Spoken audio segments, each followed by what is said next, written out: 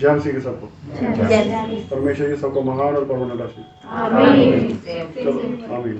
चलो एक बार फिर से हम परमेश्वर के पवित्र हजूरी में चलते हैं और बड़ी महान और परमानेंट आशीष और शिक्षा लेते हैं परमेश्वर। प्लीज़ सभी अपनी अपनी आंखें बंद रखें। जितनी बहनें और जितने भाई इस समय इस प्रार्थना को देख और सुन रहे हैं, सभी से रिक्वेस्ट है कि आंखें सभी के बंद। सभी बहनों से रिक्वेस्ट है कि उनके सिर ढके हुए हों, और सभी से रिक्वेस्ट है कि सिर झुकाकर बैठे। आंखें सभी के बंद हों। जिनको चश्मा लगा हुआ है चश्मा उतार दो। आंखों बंद में चश्मे का कोई काम नहीं है। प्लीज़ आंखें बंद रखें। Hallelujah, hallelujah, hallelujah. यहोवा पिताजी तुम्हारी तारीफ हो, तारीफ हो, तारीफ हो। प्रभु यीशु जी तुम्हारी तारीफ हो, तारीफ हो, तारीफ हो। पवित्र आत्मा जी तुम्हारी तारीफ हो, तारीफ हो, तारीफ हो। पिता, पुत्र और पवित्र आत्मा जी तुम तीनों की तारीफ हो, तारीफ हो, तारीफ हो, तारीफ हो, तारीफ हो, तारीफ हो, तारीफ हो, तारीफ हो, तारीफ हो, तारीफ हो, तारीफ हो, तारीफ हो। हे पिता, जमीन और आसमान के मालिक मेरे प्यारे पिता प्रभु यीशु, आपसे मैं तेरा धन्यवाद करता हूँ मेरे पिता, आज के सुंदर और पवित्र दिन के लिए, इस बरकत से भरपूर दिन के लिए, तेरा आशीष से भरपूर दिन के लिए धन्यवाद करते हैं।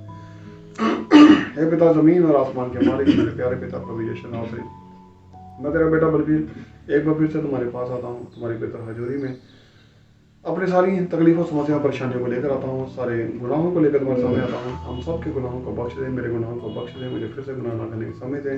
तेरे समय तेरी बुद्धि, तेरा ज्ञान हमारे अंदर काम करे। इस समय तेरे जितने बेटे बेटियाँ तेरी पवित्र हजूरी में सिर झुकाकर बैठे हैं या खड़े हैं या बेड पर लेटे हैं, मेरे बेटा जो भी इस समय इस प्रार्थना को देख और सुन रहे हैं, चाहे वो जिस भी कंडीशन में है, उन सब का रुझे समझान तुम्हारे कीनों शहर जलाली हाथों में सौंप दो। और इसी समय उन सब के गुनाहों को प्रभु यीशु मसीह के जिंदा पाकर बेहतर नाम से बांध कर तुम्हारे आगे रहता हूँ। मेरे बेटा इस बोझ को कोई नहीं उठा सकता मेरे बेटा, दुनिया में कोई नहीं उठा सकता मेरे बेटा, सिर्फ तू ही है जिसने हमारे ये बोझ उठाया मेरे पिता। हमारे गुनाहों को बख्श दे प्रभु यीशु मसीह जी, और हमें फिर से आज एक नया जीवन दे मेरे पिता। आज हमें सिखाओ प्रभु यीशु मसीह जी कि हम गुनाहों से बचे रहें। खुदा बाप प्रभु यीशु मसीह, आज के वचन के लिए हम तेरा धन्यवाद करते हैं। आज का जो वचन हमारे लिए हो मेरे पिता, ये तेरी ओर से स्वर्ग से उतरी जीवन की रोटी बन जाए। हम तेरे बच्चे, हम तेरे बेटे बेटियां इस जीवन की रोटी को खाने वाले, पचाने वाले और अपनाने वाले बन जाए। कोई दुष्ट अंधकार की शक्ति, किसी तरह की दुख तकलीफ, हमारी परेशानी, किसी तरह की कोई दुश्मन की योजना को, अंधकार की शक्ति तेरे इस वचन को, तेरे इस प्यार को, इस खुदार को ये हमारे जीवनों से चुरा ना सके मेरे पिता। बल्कि तेरा वचन हम सब की जिंदगी में आज पूरी तरह से जड़ पकड़े और 100 गुना नहीं 1000 गुना फल लेकर आए। खुदा बाप प्रभु यीशु मसीह, कम से कम 100 गुना और 1000 गुना फल लेकर आए प्रभु यीशु मसीह। आपसे तुम हमारा पिता है, हम तुम्हारे बच्चे हैं। आज की जो शिक्षा तुम हमें दे, आज जो तुम हमें सिखाए प्रभु यीशु मसीह, हम उसे सीखने वाले, उस पर चलने वाले, अमल करने वाले बन जाए प्रभु यीशु मसीह। इसके लिए हम सबके दिलों दिमागों, हाथों को पूरा कर ले, और अब हम वो देखें जो तुम्हें दिखाए। जब हम आज तुम्हारे ये वचन पढ़े प्रभु यीशु मसीह, तो तेरा ये वचन हमारे दिलों के अंदर नक्श हो जाए और हमारे अंदर उतर जाए और पूरी तरह से हमारे दिलों में बस जाए मेरे पिता। हालात कुछ भी हो मेरे पिता, शैतानी ताकतें इस वचन के प्रभाव को और इस वचन को हमारी जिंदगी से चुरा सके, बल्कि तेरा वचन हमारी जिंदगी में पढ़कर फल लाए प्रभु यीशु मसीह। एक बार फिर से मैं अपने आप को, मेरे सारे भाई बहनों को, तेरे बेटे बेटियों को जो इस समय इस प्रार्थना को देखकर सुन रहे हैं, तुम्हारे कीनों शहर जलाली हाथों में सौंप देते हैं। और सारे रोगों को, इनके सारे रोगों को, अपने सारे रोगों को, हम सबकी दुर्बलताओं को, कमियों घटियों कमजोरियों परेशानियों को आज प्रभु यीशु मसीह जिंदा पाता में नाश कर देते हैं। और खुदा बाप प्रभु जी, आज आपसे दुआ करते हैं हम तो सबको इस तरह से ब्लेस कर कि आज का वचन हमें पूरी तरह से तेरे वचन से, तेरी खुराक से माला माल कर दे। प्यारे पिता प्रभु यीशु मसीह जी का जिंदा पाकर पिता नाम से मान आमीन। सबको जय मसीह।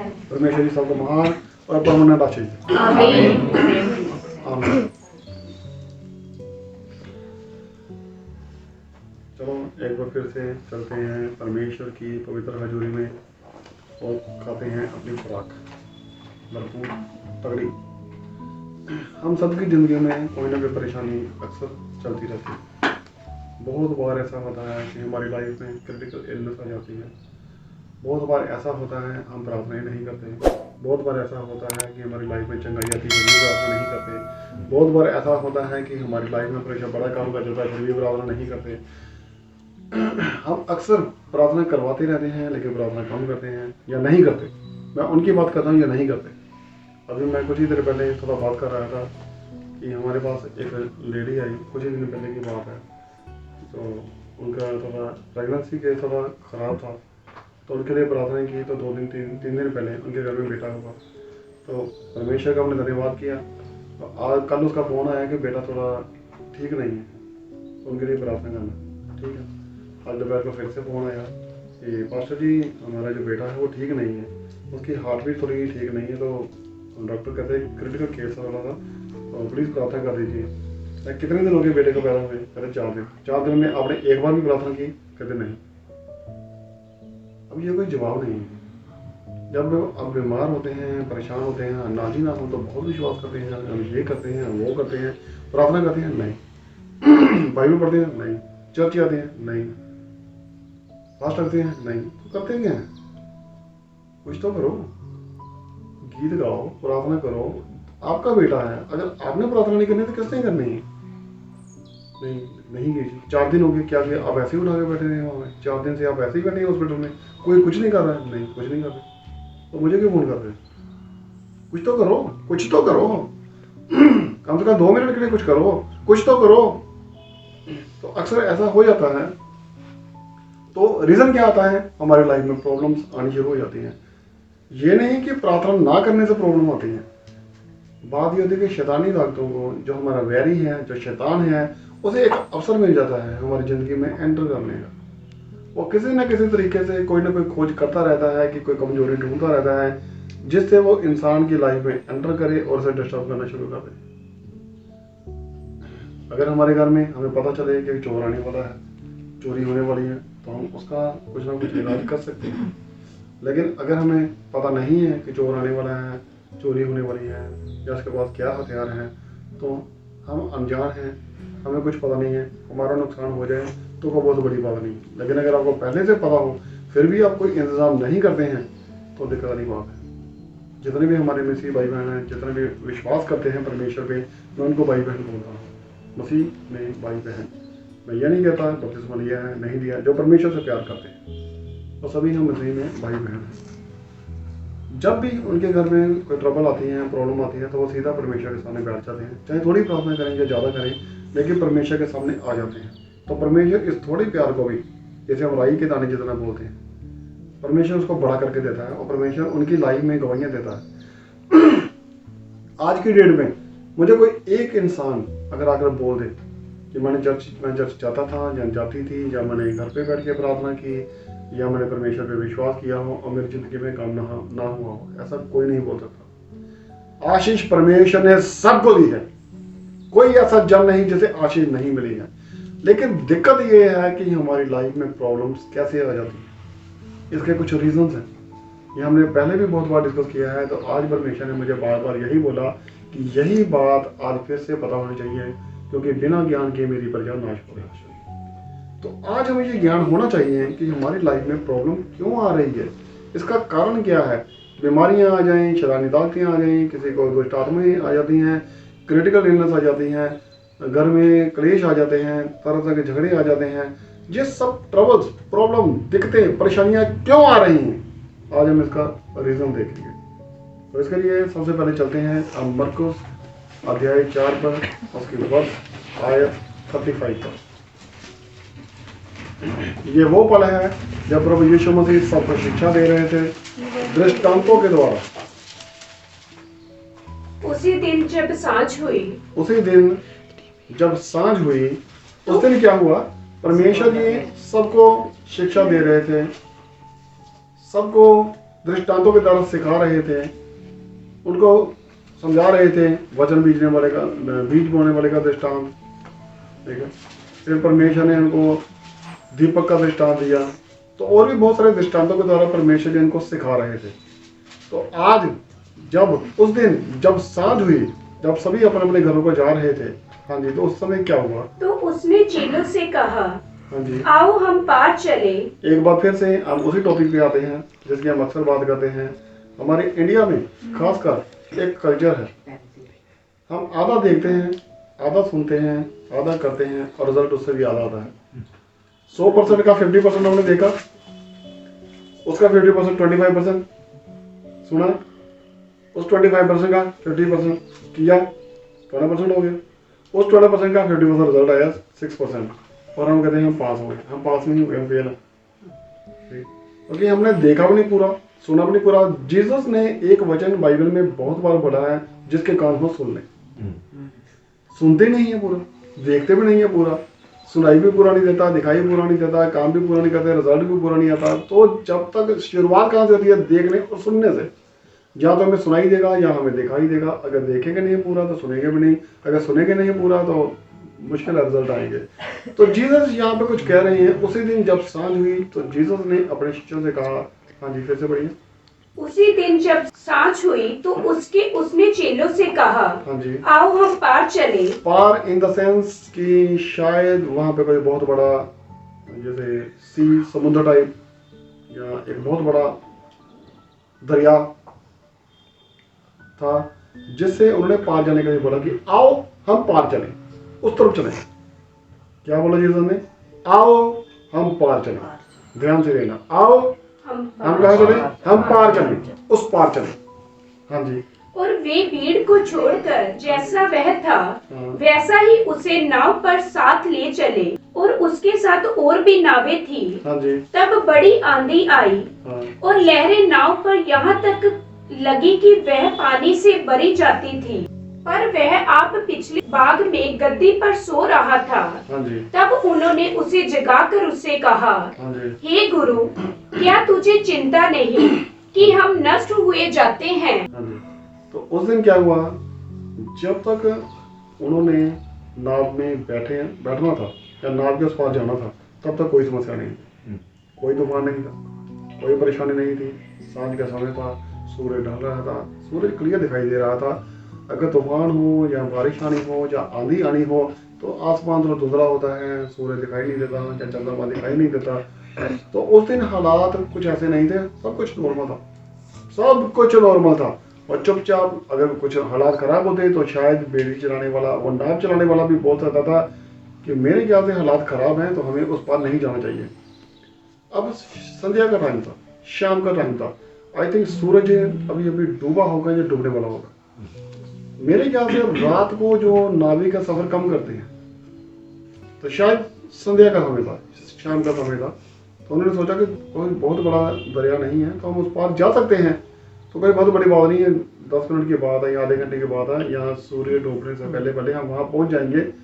क्योंकि उस समय उनके पास शायद बोट में लाइट का सिस्टम था या नहीं था, मुझे नहीं पता, लेकिन उस समय वो जा रहे थे। हाँ जी। तो उस समय क्या हुआ? एक झंझावात उठा, एक बहुत बड़ा तूफान उठा, ठीक है।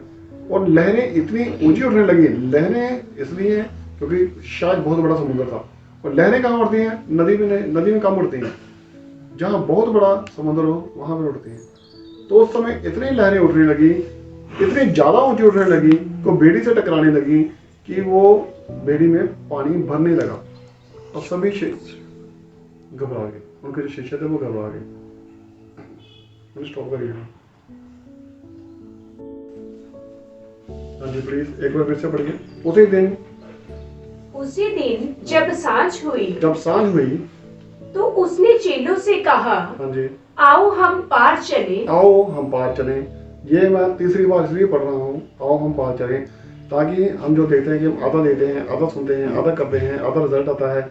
अगर हम एक ही बात को 4 बार देखेंगे तो शायद पॉसिबिलिटी है कि रिजल्ट बढ़ जाए, रिजल्ट अच्छा है।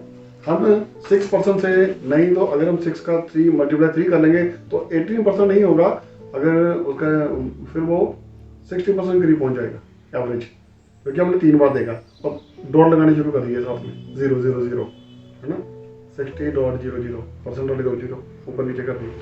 हाँ जी फिर और वे भीड़ को छोड़कर हाँ जी जैसा वह था वैसा ही उसे नाव पर साथ ले चले। बिना कुछ खाए पिए जैसा वो था वैसे ही नाव पर बैठे, आओ हम पार चले जल्दी जल्दी। ठीक है, उन्होंने भीड़ को जैसा था छोड़ा, और भी वहाँ पे नाव थी, लेकिन वो सभी के सभी शिष्य एक ही नाव में बैठ के और साथ में चल रहे हैं। अब कितने शिष्य थे? 12। तो एक जीसस, 13। और नाव कितनी बड़ी होगी? मेरे ख्याल से एक कार में ज़्यादा से ज़्यादा 5 लोग बैठ सकते हैं, और कार की लंबाई चौड़ाई कितनी होती है? अगर छोटी से छोटी कार का भी लगा लें उसमें 5 लोग बैठ सकते हैं। अगर 13 लोग बैठने हों तो मेरे ख्याल से नाव काफ़ी बड़ी होगी, जिस तरह टेम्पो ट्रैवलर होता है शायद इतनी बड़ी होगी, जिसमें 12 से 13 लोग बैठ सकते हैं। अब 13 तो जीसस और उनके 12 शिष्य मिलाकर थे। जो बाकी थे नाव चलाने वाले वो कितनी होगी? अब अकेला 1-2 इतने लोगों को बिठा कर नाव नहीं खींच सकता, 2 होंगे, शायद 2 से भी ज़्यादा होंगे, खुदा ना खाता कि एक बीमार हो जाए या तूफान का सामना करना पड़ जाए तो 3 या 4 हो सकते हैं, चलो मान लीजिए 4 होंगे, तो उस नाव में लगभग 17 लोग होंगे या 16 से 17 लोग होंगे जो नाव चला रहे थे। अब हुआ क्या? हाँ जी। और उसके साथ और भी नावें थी। हाँ जी। तब बड़ी आंधी आई। उस समय बहुत बड़ी आंधी आई। ध्यान से देखेंगे ताकि हमारी परसेंटेज बढ़ जाए। हमने अपनी परसेंटेज बढ़ाना है, पास होना है, आज फेल नहीं होना हमने।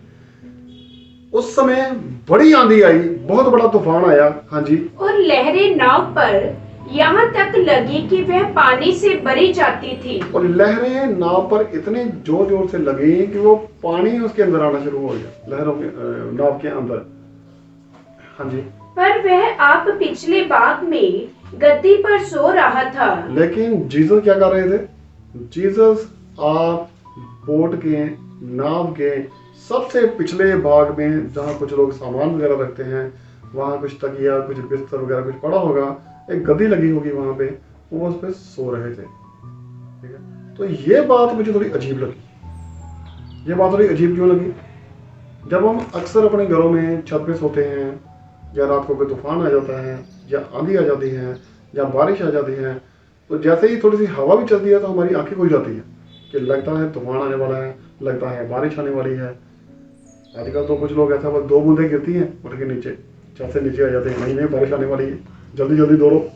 ठीक है, फिर मतलब क्या बोलते हैं, नीचे आके देखते हैं लाइट बंद, कहते हैं बारिश पल्ली तो है नहीं, चलते हैं दोबारा ऊपर, जब बारिश आएगी फिर नीचे आ जाएंगे, और ड्रामा वही चलती है। तो वो क्या करते हैं, थोड़ी सी बारिश आती है तो भाग कर नीचे आ जाते हैं। अगर हवा तेज चलनी शुरू हो जाती है तो जो छत पे सो रही है उन्हें लगता है कि मेरा बेड पलट जाएगा, वो डरते हैं, उन्हें नींद नहीं आती। अगर वो नीचे आ जाते हैं, डोर खुला छोड़ देते हैं कि चलो ताज़ी हवा तो आएगी, लेकिन डोर जोर जोर से दीवार के साथ लगता है, जहाँ बंद होता है, जहाँ खुलता है, तो उन्हें फिर भी नींद नहीं आती। अगर हम छत पे सो रहे हैं, थोड़ी थोड़ी बूंदाबांदी होनी शुरू हो जाते हैं, कोई बात नहीं, थोड़ी सी चादर है, भीग भी जाएगी तो क्या बात है, थोड़ा सा पानी फेस पे पड़ता है तो हमें फिर भी नींद नहीं आती। ये सब हमारे साथ क्यों होता है? हमें नींद इसलिए नहीं आती कि हमारे आसपास शांति नहीं है। और जब तक हमारी लाइफ में शांति ना हो, हम चैन से सो भी नहीं सकते, चैन से बैठ भी नहीं सकते, कुछ भी नहीं कर सकते। छोटी सी भी डिस्टर्बेंस होगी तो हमें दिक्कत होगी, किसी भी तरह की कोई डिस्टर्बेंस होगी हमारी लाइफ में तो प्रॉब्लम आएगी। हम बात कर रहे हैं डिस्टर्बेंस क्यों आती है, प्रॉब्लम जिसकी वजह से प्रॉब्लम क्रिएट होती है क्यों आती है, बीमारियां, उसकी वजह से बीमारियां आ जाती हैं, उसकी वजह से समस्याएं आ जाती हैं, घरों में क्लेश आ जाते हैं, झगड़े आ जाते हैं। ये सब क्यों होता है? इसका हथियार क्या है, रीजन क्या है? आज हम इस बात को पूरी तरह से पकड़ लेंगे ताकि हमारी लाइफ में प्रॉब्लम्स, ऑब्स्टेकल्स, समस्याएं, परेशानियां ये सब ना आए। ठीक है, तो इसीलिए आज परमेश्वर ने मुझे सिखाया। तो एक आम इंसान, जिस तरह हम छत पे सो रहे हैं, हम सो नहीं पाते कि बारिश आ गई है, जब पानी गिर रहा है, अगर थोड़ा सा भूकंप आ जाए, आज की डेट में अर्थक्वेक आ जाए, तो बहुत सारे जान ऐसे हैं जो अपना घर बार छोड़कर बाहर जाकर पार्क में अपना बिस्तर लगा लेते हैं, लेट जाते हैं, यहाँ खुला है, यहाँ कोई टेंशन नहीं, यहाँ लेट जाते हैं, तो जमीन थोड़ी सी हिलती है। तो जीसस को नींद कैसे आ गई? बड़ी हैरानी वाली बात थी। वो बोट जिसमें वो सो रहे थे, वो हिचकोले खा रही थी, पानी भी ऊपर से गिर रहा था, लहरें इतनी ऊंची उठ रही थी कि नाव भर रही थी, उनका बिस्तर भीग गया होगा, वो तकिया भीग गया होगा जहां पे वो सो रहे थे। उन्हें नींद कैसे आ गई? जीसस को नींद तभी आ सकती है जब शांति हो। तो जीसस शांति का राजकुमार है और उसे पता है कि कोई मेरा कुछ नहीं बिगाड़ सकता, ये लहरें मुझे डुबो नहीं सकती, जरूरत पड़ी तो मैं पानी पर चल के भी आगे जा सकता हूं, मुझे पता है ये लहरें मेरा कुछ नहीं बिगाड़ सकती। ये विश्वास अगर सब जन अपने मन में पाल ले कि जब तक जीसस हमारे साथ है हमारा कुछ नहीं हो सकता, तो समस्याएं सामने खड़ी नहीं हो सकती। दिक्कत यह है कि समस्याएं क्यों आती है? समस्याएं आई, मैंने ये बोला खड़ी नहीं हो सकती, इसका मीन प्रॉब्लम मतलब कि समस्याएं तो आएंगी, लेकिन इसे कारण कैसे पता चलेगा कि कौन सी समस्या कैसे है? आप डॉक्टर के पास जाते हैं, डॉक्टर साहब मेरे सिर दर्द हो रहा है, कब से हो रहा है? सुबह से हो रहा है, क्या खाया था, क्या पिया था, वो सिम्टम चेक करने की कोशिश करता है। लेकिन हम जब उसको नहीं बताते तो और भी कुछ दिक्कत है, थोड़ा मेरी गर्दन में भी दर्द हो रहा है, पेन हो रहा है, और क्या सिम्टम है? थोड़ा मेरी बाजू में भी शायद दिक्कत है, अच्छा मेरा बीपी चेक करना पड़ेगा। वो कहते पर दर्द तो सिर में है ना। वो कहता है प्रॉब्लम सिर दर्द की थोड़ी है, ये थोड़ी है कि तुम्हारे सिर पे झंडू बॉम्ब लगा दूँ या डिस्प्रिन की गोली दे दूँ या कुछ आपको और टैबलेट्स वगैरह देकर इसको शांत करूँ। हमने प्रॉब्लम की जड़ तक जाना है कि प्रॉब्लम क्यों आ रही है। सिर को बांध लेना या सिर पे मरहम लगा लेना या एक टैबलेट खा लेना इस समस्या का हल नहीं है। डॉक्टर के पास जाते हैं, वो गोली देता है, हॉस्पिटल जाते हैं तो वो टेस्ट करता है, क्योंकि वो नीचे तक जाता है। हमने नीचे तक जाना है कि प्रॉब्लम क्यों आती है। ठीक है, हाँ जी। तो फिर क्या हुआ जी? तब उन्होंने उसे जगाकर उससे कहा, हाँ जी, हे गुरु, हाँ। क्या तुझे चिंता नहीं कि हम प्रॉब्लम फिर वहीं आ गई। जब हम ज्यादा दुखी हो जाते हैं, परेशान हो जाते हैं, हमारे हालात हमारे बस से बाहर हो जाते हैं, अगर हम तब जीसस के पास आते हैं तो हम अपनी गलती नहीं निकालते, हम जीसस पे शाउट करते हैं, जिस तरह की मार्था ने किया था। पिछले दिनों हम कर रहे थे, वो किचन से आई और आते ही शाउट किया, कर मुझे चिंता नहीं कि मैं घर के इतने कामों में व्यस्त हूँ, मेरी सिस्टर तुम्हारे पास बैठी है, इधर भी ऐसा ही हो रहा है। और जब उसे बोर्ड कंट्रोल नहीं हो रही, अब बोर्ड किसने कंट्रोल करनी है? शिक्षा तो कंट्रोल करेगा नहीं, जो चलाने वाले वही कंट्रोल करेंगे ना। उन्होंने ऐसे बहुत सारे तूफानों का सामना किया होगा लाइफ में, लेकिन आज उन्होंने देखा कि ये तूफान आम तूफान के जैसा नहीं है। उन्होंने अपने सभी जो नाव चलाने वाले थे कोने पे बैठ के, जैसे भी वो कंट्रोल करते हैं, कोशिश की होगी लेकिन कंट्रोल नहीं हो रहा होगा। उनके शिष्यों ने बोला होगा हमें बताइए कैसे करना है, लेकिन इस सब के बीच में वो एक चीज को इग्नोर कर रहे हैं, वो है जीसस। वो भूल रहे हैं कि जीसस उनके साथ है। इतनी महान शख्सियत, पावर, समर्थी पिता उनके साथ होने के बावजूद वो इग्नोर कर रहे हैं।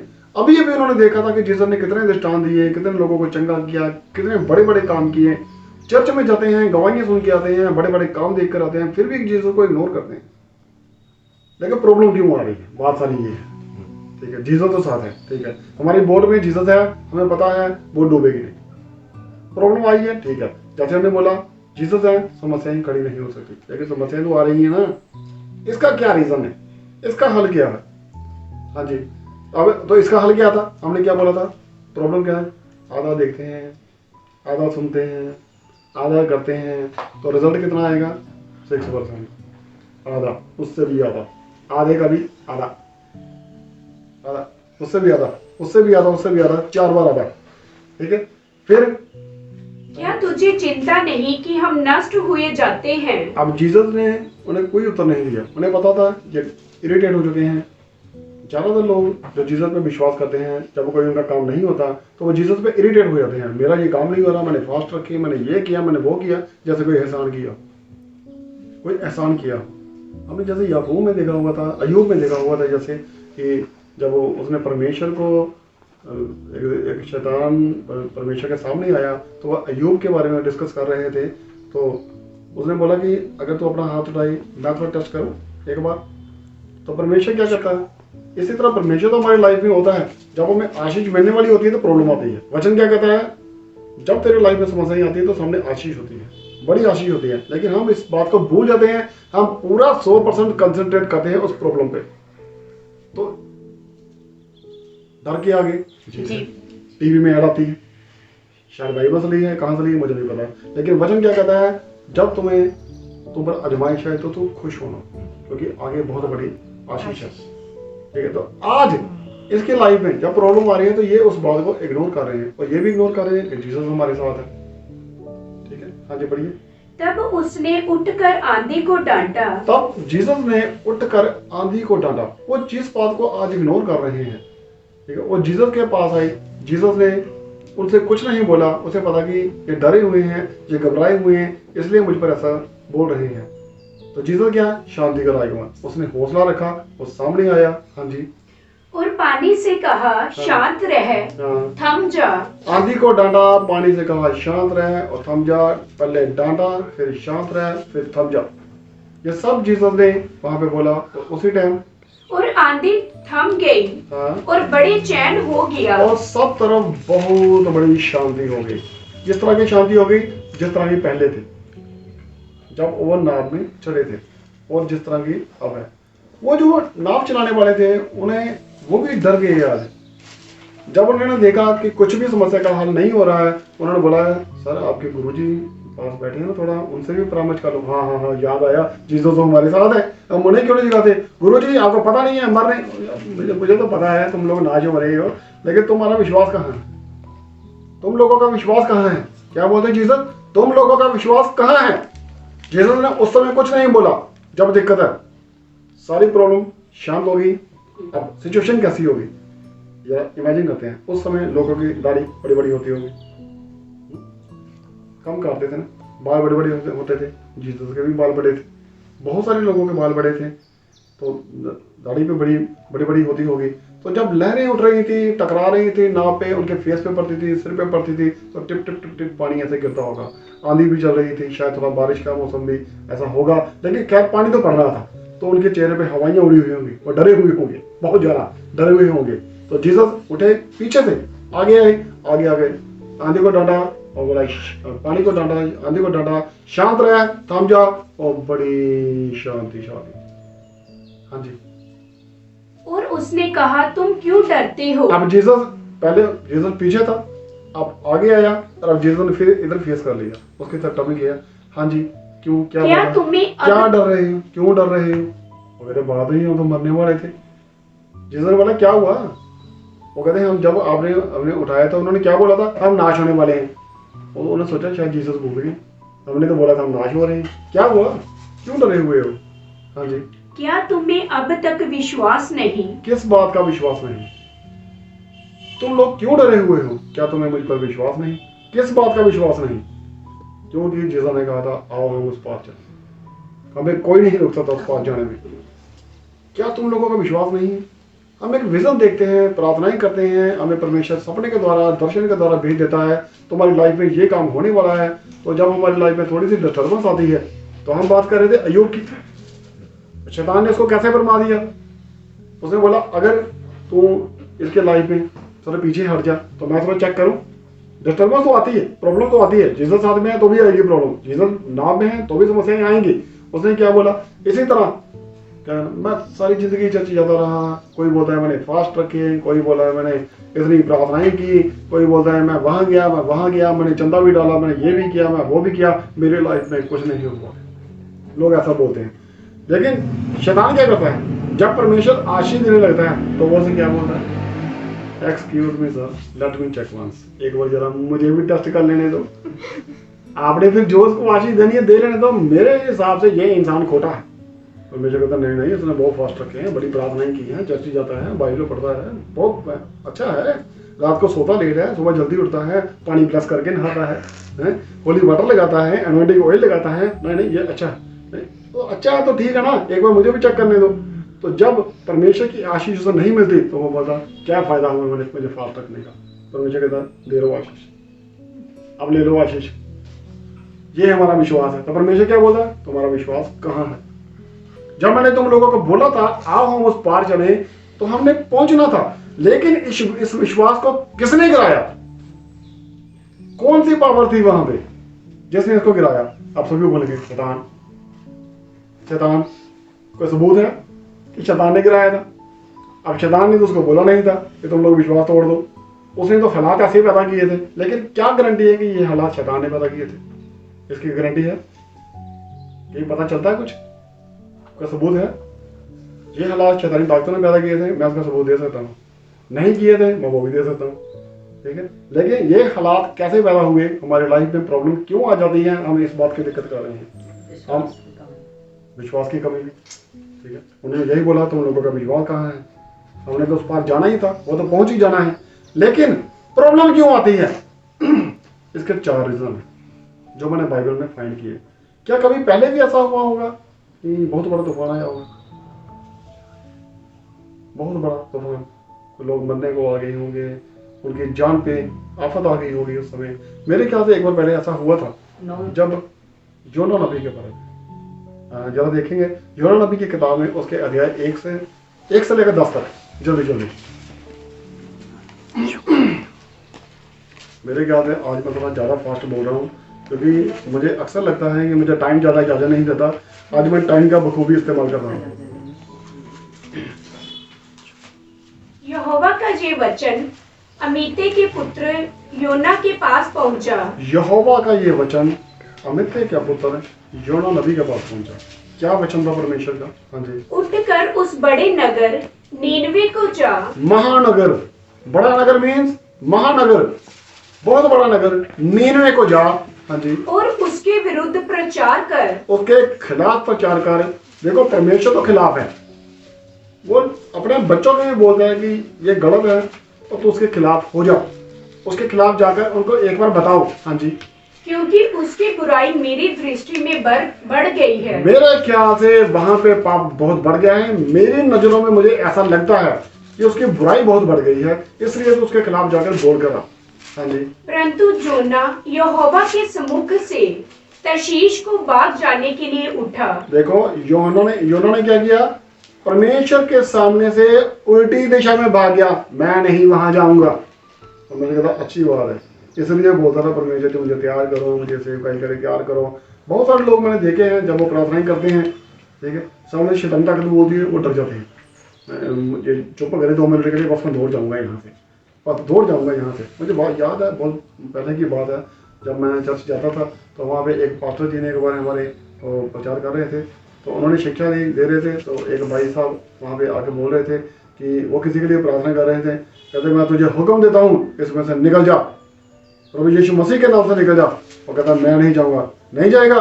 नहीं, ठीक है फिर मैं जाता हूँ, तुम रहो, मैं जाता हूँ, फिर मैं चला जाता हूँ। वो ऐसे बोलो, ठीक, तो डर जाते हैं, ठीक है। वो उल्टी साइड में भाग गया, मैं नहीं जाऊँगा। तो मुझे कहता मैं तुझे तैयार किया, मैं तेरा परमेश्वर तुझसे बात कर रहा हूँ। जब परमेश्वर ने मूसा से बात की थी तो मूसा डर गया था कि लोग मुझे क्या बोलेंगे, कौन सा परमेश्वर, किसका परमेश्वर, वो किस काम को देखकर विश्वास करेंगे। परमेश्वर कहता तू जा तो सही, तेरे हाथ में जो लाठी है यही बहुत है, यही बहुत है, तू इससे काम कर देगा, इसी से तो पानी अलग कर देगा, इसी का तू सांप बना देगा, इसी से तो बड़े बड़े काम कर देगा, तू जा तो सही मेरा नाम लेकर। अब योना ने थोड़ा उनको बचाना था, योना क्या हुआ, डर गया। और दूसरी गलती क्या हुई, भाग गया, मैं नहीं जाऊंगा, सॉरी प्रभु जी किसी और को भेज दो, तुम्हें तेरी जान बहुत प्यारी है, कोई बात नहीं, तुझे जो जान का खतरा है ना, तू भाग जा, कोई बात नहीं, मैंने भी काम तुझसे लेना है, तुझे से लेना है, सारी जिंदगी मैंने तुझे तैयार किया है, तुझे आशीष दी, तुझे भर दिया, तेरा नाम इतिहास के अक्षरों में लिखा जाता है, और आज तू भाग के जा रहा है, जा फिर भाग के कहाँ जाता है। हाँ, फिर और जाफा नगर को जाकर, योपे नगर को जाकर, हाँ जी, तर्शीश जाने वाले एक जहाज पाया। एक जहाज जो तर्शीश जा रहा था उल्टी साइड में, इधर मीन में है तो तर्शीश इधर है। हाँ जी, और बाड़ा देकर उस पर चढ़ गया, हाँ जी, कि उसके साथ यहोवा के सम्मुख से तर्शीश को चला जाए। वो परमेश्वर के सामने से भाग जाए। हम परमेश्वर के सामने से भाग सकते हैं, छिप नहीं सकते। आज अगर हम बोलते हैं परमेश्वर जी हम तेरे काम नहीं करेंगे, परमेश्वर कहते हैं कोई बात नहीं बेटा, तुझे किसने बनाया, ये तो कन्फर्म है परमेश्वर ने बनाया, तो तू क्या है, ढीठ है, नहीं तो वहां ढीठ है, मुझे भी काम लेने आते हैं, जो काम मैंने तुझसे लेना है मैं तुझसे लेना है, मैं तुझे से काम लेना है। मूसा बोला करता था, मूसा थोड़ा तो तोतला था, वो ततला के बोला करता था। जब परमेश्वर ने उसको बोला तू मिस्र में जा, तो वहाँ पे जाके मेरी प्रजा को छुड़ा के लेके आ, वो ततला के बोलता था, वो बोलता था कि प्रभु जी वो मुझे कबूल नहीं करेंगे, प्रभु जी वो बोलेंगे कौन तेरा प्रभु है, प्रभु जी मेरा कैसे वहाँ पे काम करूँगा। परमेश्वर बोला तू जा, और फिर पता क्या बोलता है, कहते प्रभु जी एक बात और है, मेरा जो भाई है ना हारून, वो बातें करने में बहुत एक्सपर्ट है, कोई इसकी बात को काट नहीं सकता, अगर आप इसको चुन लेंगे तो थोड़ा बढ़िया रहेगा, है ना। परमेश्वर बोला मूसा मैंने जो काम तुमसे लेना है वो तुमसे लेना है। अब परमेश्वर ने मूसा को क्यों फोर्स किया कि मूसा ही जाएगा, इसका क्या रीजन था। परमेश्वर चाहता तो हारून को चुन सकता था, मूसा तो शुरू से डिनाई कर रहा है जाने में। परमेश्वर ने आग में दर्शन दिए, उसे ये भी नहीं पता था आग किस चीज की लगी हुई है, झाड़ी जल रही है नहीं जल रही है, तो कौन सा परमेश्वर है, सब कुछ परमेश्वर उसको बताया। अगर परमेश्वर चाहता सिरदर्दी से हट कर उसको चुन सकता था हारून को, लेकिन परमेश्वर ने मूसा को क्यों चुना, क्योंकि परमेश्वर को याद था कि जब मूसा ने 2 इजरायली भाइयों को आपस में लड़ते देखा, उन पर अत्याचार होते देखा, तो दुख मूसा को लगा, हारून को नहीं लगा। परमेश्वर जानता था इसके दिल में जो प्यार है मेरे बच्चों के प्रति, वो यही फील करता है, इसी को मैंने शुरू से बचाया था, ठीक है। अब हारून उसका सगा भाई था या नहीं था, कुछ नहीं लिखा हुआ।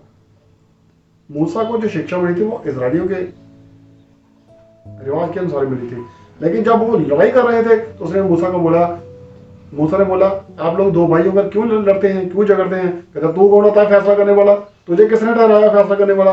परमेश्वर कहते हैं मैं तुझे ये अधिकार देता हूँ। और मूसा को बोलते थे किसने तुझे अधिकार दिया, परमेश्वर बोलता मैं तुम्हें ये अधिकार देता हूँ, ठीक है। तो इसलिए परमेश्वर ने जो काम उससे करवाना था उससे करवाया। इसी काम के लिए परमेश्वर ने योना को तैयार किया था। आज योना भाग रहा था तो परमेश्वर बोलता तू भाग के दिखा। जब अगर वो मना करता बात होती, लेकिन भाग गया, ये गलत बात है। अब परमेश्वर को क्या होगा? गुस्सा आएगा। आंधी क्यों आई? हाँ जी पढ़िए। तब यहोवा ने समुद्र में एक प्रचंड आंधी चलाई। एक प्रचंड आंधी चलाई। एक होती है आंधी, एक होती है प्रचंड आंधी। प्रचंड आंधी जो सब कुछ उखाड़ के ले जाती है। बड़े बड़े बोट जहाज पलट देते हैं। हाँ जी। और समुद्र में बड़ी आंधी उठी, यहाँ तक कि जहाज टूटने पर था। सेम सिचुएशन जैसे जीसस बाइबल अभी जीसस की बात कर रहे थे, यहाँ पे कुछ ऐसी ही सिचुएशन बनी हुई है। जब बड़ी आंधी उठी हुई है, जहाज टूटने पर आ गया, तो ये भाई साहब क्या कर रहे थे? प्रभु यीशु मसीह 3 दिन कब्र में रहे, ठीक है। प्रभु यीशु मसीह बाद में रहे तकलीफ उठाने के बाद, ये तकलीफ उठाने से पहले रहा। हाँ जी।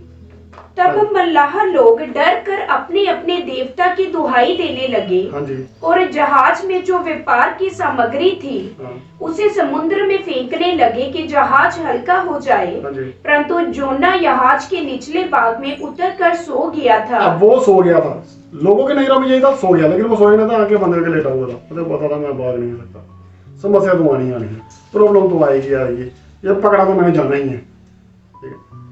आखिर में उसका पता चला ये कौन था, ये इंसान कहाँ से आया है। उन्होंने चिट्ठी डाली, उन्हें ये पता चल गया कि ये इंसान है जो जिसकी वजह से समस्याएं आई हैं। वो बोलते रहे साथ क्या करें। अब हम बात कर रहे थे समस्या क्यों आती है। इसके 4 रीजन होते हैं। 4 रीजन, बाकी मुझे ज़्यादा क्या नहीं दे रहा, हम सीधा रीजन पे आते हैं। वजन आप सबने पढ़ा हुआ है, चलो सीधा प्रॉब्लम पे आते हैं। प्रॉब्लम कहाँ से आती है? सबसे पहले दिक्कत क्या होती है?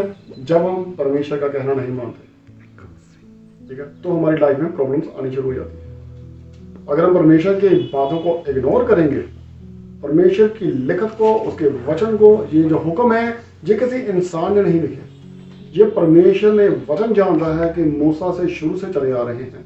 और उसके बाद आगे चलकर जीसस ने भी हमें कुछ हुक्म दिए हैं, लेकिन कुछ नया ज़्यादा याद नहीं किया। उन्होंने बोला, किसी ने बोला प्रभु मुझे अनंत जीवन के लिए क्या करना चाहिए? तो आगे जानता है, सब पुरानी है, सब पुरानी है, तो अच्छी तरह से जानता है। हाँ मैं जानता हूँ, शुरू से करता आ रहा हूँ, और क्या करना चाहिए। अगर हम और आगे बढ़ना चाहते हैं तो बात अलग है, लेकिन आगे हम पुरानी है, ठीक है। परमेश्वर को गुस्सा आया। प्रॉब्लम क्यों आती है? जब हम परमेश्वर का इनकार करते हैं, जब हम परमेश्वर की आज्ञाओं पर नहीं चलते, परमेश्वर को इग्नोर करते हैं। पहला रीजन हमारी लाइफ में ये होता है। परमेश्वर ने हमें वचन दिया है, शिक्षा दी है, अपने बच्चों से बात करता है, अपने बच्चों के द्वारा बात करता है, सपने के द्वारा बात करता है, वचन के द्वारा बात करता है, बहुत सारे तरीकों से परमेश्वर विजन के द्वारा बात करता है। लेकिन अगर हम उसको इग्नोर करना शुरू कर देते हैं तो लाइफ में प्रॉब्लम आनी ही आनी है। नंबर 1 पे क्या रीजन हो गया? जब हम परमेश्वर को इग्नोर करते हैं। नंबर 2 पे क्या रीजन है हमारी लाइफ में प्रॉब्लम आने का? अगर हमारी सोसाइटी खराब है। सोसाइटी इन द सेंस कि हमारा आसपास ठीक नहीं, आसपास इन द सेंस कि हमारे जो आसपास लोग हैं जिनसे हम मिलते जुलते हैं, मैं उनकी बात कर रहा हूँ, वो ठीक नहीं है, वो अच्छे बंदे अच्छे नहीं हैं। किस तरह से? मैं ये नहीं कहता किसी का कैरेक्टर खराब है, मैं ये नहीं कहता कोई चोर है, कोई हत्यारा है। जब योना नबी उनके बीच में बैठा हुआ था, तो ये जो जहाज चलाने वाले थे, ये श्रद्धा रखने वाले थे, इन्होंने अपने अपने जिस भी किसी इष्ट को पुकारते थे, देवी देवता को पुकारते थे, जिसकी भी वो आराधना करते थे, बाइबल में लिखा उन्होंने सबने उनकी दुहाई देनी शुरू कर दी। वो डर मानते थे। डर कौन नहीं मानता था? योना। वो तो नीचे जाके भी छुपा हुआ था। अगर हमारी सोसाइटी, अब योना गलत था, बाकी सब ठीक थे, तो एक गलत इंसान होने की वजह से प्रॉब्लम्स आते आ गई। अगर हमारी सोसाइटी में जिससे हम मिलते जुलते हैं, अगर कोई ऐसा पर्सन है जो ठीक नहीं है, लेकिन हम उसको इग्नोर कर रहे हैं, उसे फिर भी उसे समझा नहीं रहे हैं, तो हम पे प्रॉब्लम आएगी। लेकिन इस बात की गारंटी है कि वो प्रॉब्लम हमें हानि नहीं पहुंचाएगी। हमें थोड़ी देर के लिए परेशान कर सकती हैं, हमारा नुकसान कर सकती हैं। जिस तरह उन्होंने अपने जहाज का सामान उठाकर बाहर फेंकना शुरू कर दिया, हम हैरान हो जाएंगे, हम परेशान हो जाएंगे, हम दुखी हो जाएंगे, हम अपना नुकसान कर बैठेंगे उस इंसान की गलती से। लेकिन उस इंसान को ढूंढने की कोशिश नहीं करते। पहली बात तो सिर्फ हमें खुद को देखना कि क्या हम ठीक है, कहीं ऐसा तो नहीं कि हमारी गलती से प्रॉब्लम हम पे आ रही है। वचन क्या कहता है? इन वचन में देखो, व्यवस्था विवरण देखो, ठीक है, नीति वचन देखो, परमेश्वर के हुक्म देखो, कि अपने आसपास एक सर्कल बनाते हैं, देखते हैं हम कहाँ पे खड़े हैं, कोने में या सेंटर में, कहीं हमसे कोई गलती हो रही है, अगर हमसे गलती हो रही है तो गुनाहगार है, हमें आसपास देखने की कोई जरूरत नहीं है।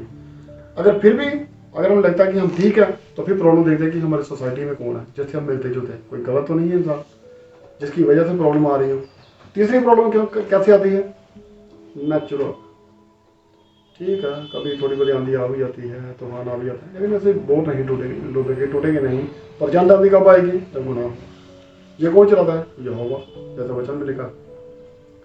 हमारी लाइफ में क्या आता है? प्रॉब्लम आती है, बुखार आता है, बीमारी आती है, दवाई देते हैं, या ज़्यादा हार्ड वर्क करते हैं, पेट दर्द करते हैं, कंधे दर्द करते हैं, बुखार आ जाता है, जब खांसी लग जाती है, उल्टा पुल्टा खा लेने से पेट खराब हो जाता है, वगैरह वगैरह वगैरह वगैरह। काफ़ी तरह की प्रॉब्लम आ जाती है। क्यों आ जाती है? ये नेचुरल है।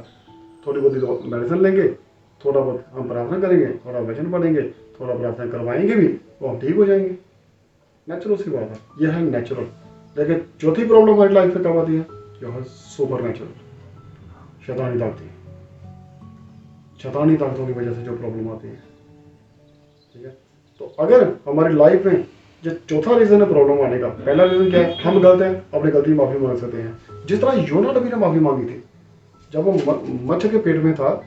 दूसरे अध्याय की 9 और 10 2 इसकी वक्त है जहाँ पे वो माफी मांग रहा था। जब उसे समुद्र में फेंका गया तो एक बहुत बड़ा मगरमच्छ वेल फिश जैसे हम बोलते हैं, उसे पूरा निकल गई। हाँ जी। परंतु मैं ऊंचे शब्द से धन्यवाद करके तुझे बलिदान चढ़ाऊंगा। अब वो क्या कर रहा है? मरना ही था तो परमेश्वर के काम करके मरता। ऐसे किसी का मैं ब्रेकफास्ट लंच या डिनर तो ना बनता किसी जानवर का, ठीक है। मैं मरना ही था तो परमेश्वर के काम कर लेता, अच्छे काम कर लेता। ये मैंने गलती की है परमेश्वर का इनकार करके। उसने बड़ा किया, परमेश्वर तो धन्य है, परमेश्वर तो ये करता है, परमेश्वर वो करता है। आज तो मुझे एक जिंदगी और दे रहे, मैं ऊंचे शब्द से तेरा धन्यवाद करूंगा। हाँ लगता अब ठीक हो गया, अब ठीक हो गया। परमेश्वर ने क्या किया? उसे नाश नहीं किया।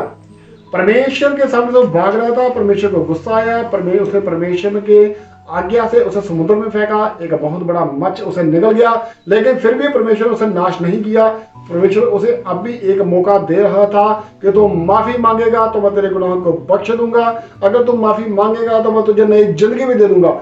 आज लोग वेंटिलेटर पे पड़े होते हैं, उन्हें जरूरत होती है उसके जीवन साथी का और उसे माफी मांगने की, ताकि वो इस कब्र से बाहर आ जाए। ये दूसरी मौत थी उसकी लाइफ में। दूसरी बात, ठीक है, जिस तरह वो मच्छ के पेट में रहा। हाँ जी। उदार यहोवा ही से होता है। मैं जान के हूँ पिताजी उदार तुझी से, मैं जान के हूँ मेरे परमेश्वर, मैं ऊंचे स्वर से तेरा धन्यवाद करूंगा। जैसे लोग मन्नत मांग लेते हैं, मन्नत मांग लेते हैं। इसी तरह अगर मेरा ये काम हो जाए तो मैं ये करूंगा, और परमेश्वर तू मुझे बाहर निकाल, मैं ऊंचे स्वर से तेरा धन्यवाद करूंगा। मुझे पता चल गया तू ही है मुक्तिदाता, तू ही उद्धार देता है, तू ही शांति देता है। परमेश्वर कहता है हाँ अब दूसरी बार।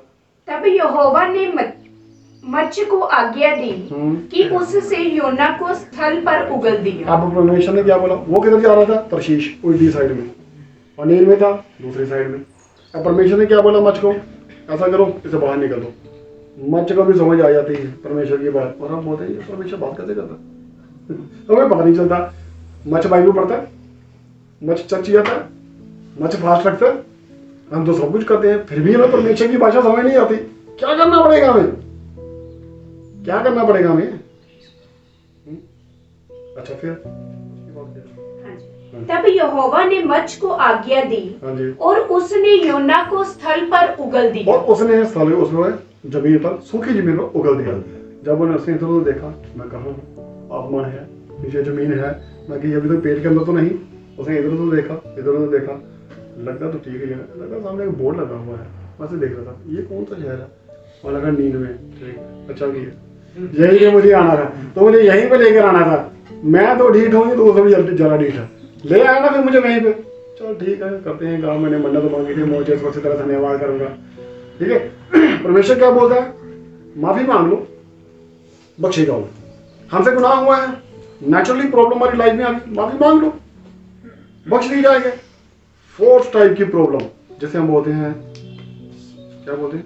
सुपर नेचुरल, नेचुरल नहीं सुपर नेचुरल, जिसे हम बोलते हैं शैतानी ताकतों की ओर से, जहाँ जो दुनियावी नहीं है उसकी तरफ से जो समस्याएं आ गई। दुनियावी तो कोई भी प्रॉब्लम आ गई, जीसस ने कोड़े खाए हुए हैं, हम चंगे हो चुके हैं। सुपर नेचुरल एक प्रॉब्लम, डॉक्टर के पास जाते हैं, डॉक्टर बोलता है इसकी ये प्रॉब्लम है।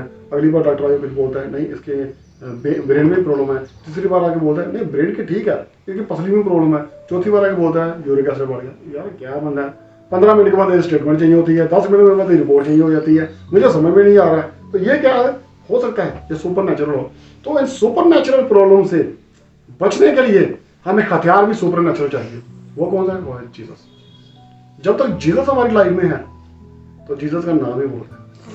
हाँ, समस्या छोटी है, प्रभु यीशु मसीह का नाम ही बहुत बड़ा है। अच्छा चलो अब ठीक हो गया, चारों टाइप की प्रॉब्लम पता चल गई। चौथा हथियार हमारे पास क्या है? Super natural. या दुनियावी प्रॉब्लम भी हमें ठीक कर सकता है, जो कोड़े खाए हुए हैं। अब दो गलतियां तो हमने देखनी है ना, हमारी सोसाइटी खराब है या हम खराब है, ये तो हमने देखना है। इसके लिए बाइबल है ना, हमारे पास वचन है ना, इसे पढ़ेंगे। ठीक है, अब ये प्रॉब्लम क्यों आई? कहीं से पता चलता है कि ये जो तूफान था ये सुपर नेचुरल था? कहीं से पता चलता? नहीं पता चलता। अब मैं बताता हूँ कि ये सुपर नेचुरल है। कैसे? उसके आगे देखिए, मरकुस जहाँ से हम बढ़ रहे थे, वे झील के पास गिरासेनियों के देश में पहुंचे। अब वो झील के उस पार आ गए जहाँ उन्होंने जाना था। ठीक है, हाँ जी। जब वह नाव पर से उतरा तो तुरंत एक मनुष्य जिसमें अशुद्ध आत्मा थी कब्र से निकलकर उसे मिला। वह कब्र में रहा करता था और उसे कई साकलों से भी ना बांध सकता था। संगलों बेड़ियों से बांधा, कोई बांध नहीं सकता था। वो टुकड़े टुकड़े कर देता था, वो बहुत बलशाली था। हाँ जी। क्योंकि वह बार बार बेड़ियों और साकलों से बांधा गया था, पर उसने साकलों को तोड़ दिया और बेड़ियों के टुकड़े टुकड़े कर दिए थे। वो बहुत बलशाली था, ये बताने का हम कोशिश कर रहे हैं। हाँ जी। और कोई उसे वंश में नहीं कर सकता था। वह लगातार रात दिन कब्रों और पहाड़ों में चिल्लाता और अपने को पत्थर से घायल करता था। वह यीशु को दूर ही से देखकर दौड़ा और उसे प्रणाम किया और ऊंचे शब्द से चिल्लाकर कहा, हे यीशु, परम प्रधान परमेश्वर के पुत्र, मुझे तुझसे क्या काम? मैं तुझे परमेश्वर की शपथ देता हूँ कि मुझे पीड़ा न दे। अब वो उस पार चला गया जहाँ पे एक इंसान था जिसमें शैतानी ताकतें थी। उसने यीशु को दूर से देखा और वो शैतानी ताकतें छोटी मोटी नहीं थी, वो इतनी ज्यादा थी। एक दुष्ट आत्माओं की पूरी सेना थी जो उसके अंदर थी। आगे वचन में लिखा हुआ है, आप इसे बाद में पढ़ सकते हैं। तो उसे कई बार सांकलों से बेड़ियों से बांध देता था। बाइबल में अभी हमने पढ़ा, उसे तोड़ देता था। सिर्फ तोड़ नहीं देता था, टुकड़े टुकड़े कर देता था। वो बहुत ताकतवर थे, वो शैतानी ताकतों की सेना। अब जब तक हम चर्च नहीं जाते हैं, प्रॉब्लम क्या होती है? जब तक हम चर्च नहीं जाते हैं तो तब तक हमें लगता है कि सब लाइफ ठीक है। प्रॉब्लम होती है हमारी लाइफ में, तो जो शैतानी ताकतें हैं वो शांत रहती हैं। और जब उसका टाइम खराब आ जाता है, वो कहते हैं अब जब परमेश्वर के पास जाते हैं, शैतानी ताकतें इंतजार करती हैं वक्त के गुजर जाने का। जब तक हम चर्च नहीं जाते हैं हमें लगता है सब कुछ ठीक ठाक है। जब हमें पता चल जाता है कि ये शैतानी ताकतों की वजह से हो रहा है, हम सोचते हैं चर्च जाना शुरू कर देते हैं, तो तूफान आना शुरू हो जाता है, लहरें उठनी शुरू हो जाती हैं, समस्याएं आनी शुरू हो जाती हैं। ठीक है, जब तक हम नहीं गए तो कुछ नहीं था। अब शैतानी ताकतों को पता चल चुका है कि ये मुझे बाहर निकाल देंगे, ये मुझे खत्म कर देंगे। वो हालात को खराब करना शुरू कर देता है। लेकिन जब तक जीसस आता है तब तक चिंता करने की कोई जरूरत नहीं। वो शैतानी ताकतों ने जब देखा कि ये तो इधर आ चुके हैं, उन्हें पता था मैं रोक नहीं सकता, लेकिन उन्हें इतना पता था कि ये चेले कमजोर हैं, जीसस तो सो रहे हैं। नाव चलाने वाले परमेश्वर पर विश्वास नहीं करते, मैं इन्हें इतना डरा दूंगा कि वापस चले जाए। अब उन्होंने क्या किया, वो इस तरफ आ गए। तो जैसे ही वो आगे, उसने हार मान ली अपनी। वो कहता तुझे मुझसे क्या काम, ना मुझे तंग कर। हम प्रार्थना ही करते हैं, सभी प्रार्थना ही करते हैं। ठीक है, कुछ लोग कम करते हैं, कुछ लोग ज्यादा करते हैं। प्रार्थनाएं तो शैतानी ताकतें भी करती हैं, वचन में ऐसा लिखा है। अगर तुम विश्वास करते हो तो क्या करते हो? विश्वास तो शैतानी ताकतें भी करती हैं। अगर तुम लोग प्रार्थना करते हो तो क्या करते हो? प्रार्थना शैतानी ताकतें भी करती हैं। अब आप बोलेंगे शैतानी ताकतें कैसे प्रार्थना करती हैं? वो भी जीसस से। हाँ जी, अभी हमने पढ़ा ना, क्या पढ़ रहे थे? एक बार जरा पीछे देखना एक बार फिर। हाँ जी।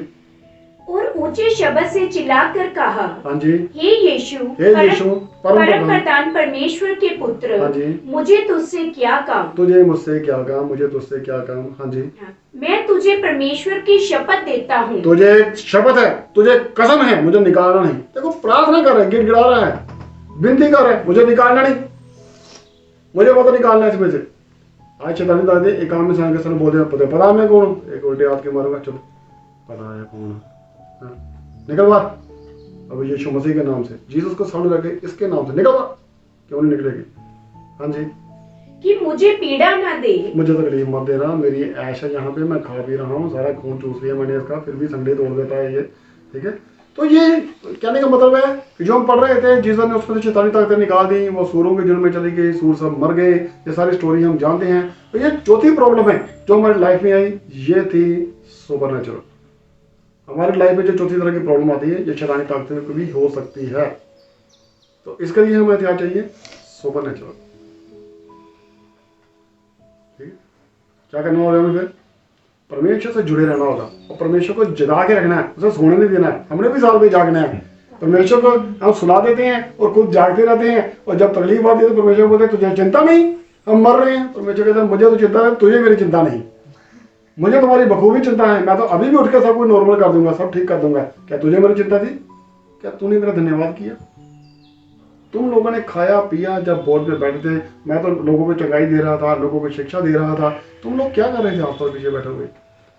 तुम लोगों ने अच्छी तरह से खाया भी होगा, मैं तो जिस हालत में था उसी हालत में बैठ गया आकर। तुम्हें मेरी चिंता नहीं। बहुत से लोग चर्च जाते हैं, प्रार्थना सुनते हैं, प्रचार सुनते हैं, घर आ जाते हैं, तो रास्ते में कई बार किसी से झगड़ पड़ते हैं, या किसी से फ्रूट ले रहे होते हैं, सब्जी ले रहे होते हैं। कुछ लेडीज को ऐसा करते हैं, घर आ रही हैं, रास्ते में खेत है, उसमें मिर्चियाँ तोड़नी शुरू कर लेती हैं, चलो थोड़ी सी तोड़ के घर ले जाते हैं, थोड़ी सी ले जाते हैं, कोई बात नहीं, आदत होती है। कहाँ से आ रहे हैं? चर्च से। यही सीख के आए हैं, यही सीख के आए हैं। 2-3 मिर्चें तो नहीं, आप तो 2-3 हो, जो लाख बंदा क्या करेगा पीछे वाला, आपकी तो ये भी तो जाएगा। ठीक है, परमेश्वर क्या बोलता है? परमेश्वर कहता है मुझसे सीखो, फिर तुम्हें चैन मिलेगा, फिर तुम्हें आराम मिलेगा। तो हमें इन 4 तरह की प्रॉब्लम से देखना है कि अगर हमारी लाइफ में कोई प्रॉब्लम आ रही है तो ये प्रॉब्लम, इसकी कैटेगरी कौन सी है? क्या हमसे गलती हुई है, हमारी सोसाइटी खराब है, या नेचुरल है, या सुपर नेचुरल है? अगर हमें नहीं पता तो 4th नंबर का हथियार सबसे कारगर सिद्ध है, वो है जीसस का नाम। किसी भी समस्या, किसी बीमारी परेशानी को आज डांटो, वो निकल जाएगी। वक्त मुझे ज़्यादा इजाज़त नहीं देता, मेरे ख्याल से टाइम अभी कम ही हुआ होगा, शायद थोड़ा सा और आगे शेयर कर लेते हैं, तो लोगों के फेस से लगता है कि हो गया, तो ज़्यादा हो गया शायद। चलो, परमेश्वर हम सबको महान आशीष दे। आमीन। प्लीज सभी अपनी अपनी आंखें बंद कीजिए और आखिरी प्रार्थना में चल जाएं। Hallelujah, hallelujah, hallelujah. यहोवा पिताजी तुम्हारी तारीफ तारीफ तारीफ। परमेश्वर तो एक बार फिर से तुम्हारी तारीफ तारीफ तारीफ। पवित्र आत्मा जी एक बार फिर से तुम्हारी तारीफ तारीफ तारीफ। और पिता पुत्र पवित्र आत्मा जी एक बार फिर से तुम तीनों की तारीफ तारीफ तारीफ। हम तीनों, तुम तीनों का प्रभु जी हम सबकी जिंदगी में जो इस समय तेरे पवित्र हाजिरी में अभी भी बने हुए हैं, सबकी जिंदगी में भरपूरी से स्वागत है मेरे पिता। आज हम अपने दिलों के दरवाजे खोलकर, अपने जीवन के दरवाजे खोलकर, सारे दरवाजे खोलकर पूरे प्राण से तेरा स्वागत करते हैं प्रभु यीशु मसीह। तू हमारी जिंदगी में आज प्रवेश कर जा मेरे पिता। प्यारे पिता, जहाँ तू आ जाता है वहाँ समस्या नहीं रहती मेरे पिता। तू हमारा वो पिता है जिसके लिए सब कुछ संभव है, जैसे पानी डुबो नहीं सकता, जैसे आग जला नहीं सकती, जिसके लिए सारे हालात में संभव है। और हम तेरे वो बच्चे हैं जो तेरी महिमा गाते हैं, और तेरा वचन हमारे बारे में कहता है सब कुछ मिलकर तुम्हारे लिए बुराई ही उत्पन्न करेंगे। खुदा बाप प्रभु यीशु मसीह, हम तेरे जितने बेटे बेटियां अभी भी इस बंदगी में बने हुए हैं, मैं एक बार फिर से सबका रुझान समझान तुम्हारे जलाली हाथों में सौंप देता हूं। तेरा धन्यवाद कि वचन से पहले तूने हमारे दिमागों को खोल दिया, हमारी आंखों को खोल दिया, हमारे समझ बुद्धि के ज्ञान को खोल दिया प्रभु यीशु मसीह, हमारे दिल को खोल दिया। आज जो वचन हमारे अंदर चला गया है ये पूरी तरह से जड़ पकड़े और लॉक हो जाए प्रभु यीशु मसीह, और पूरी तरह से फल लेकर आए। कोई अंधकार की शक्ति, कोई शैतानी ताकत, कोई बुराई की योजना, किसी तरह की व्याधि की योजना तेरे इस प्यार को, इस खुराक को, जीवन की रोटी को और आपकी खुराक हमारी जिंदगी से चुरा ना सके मेरे पिता।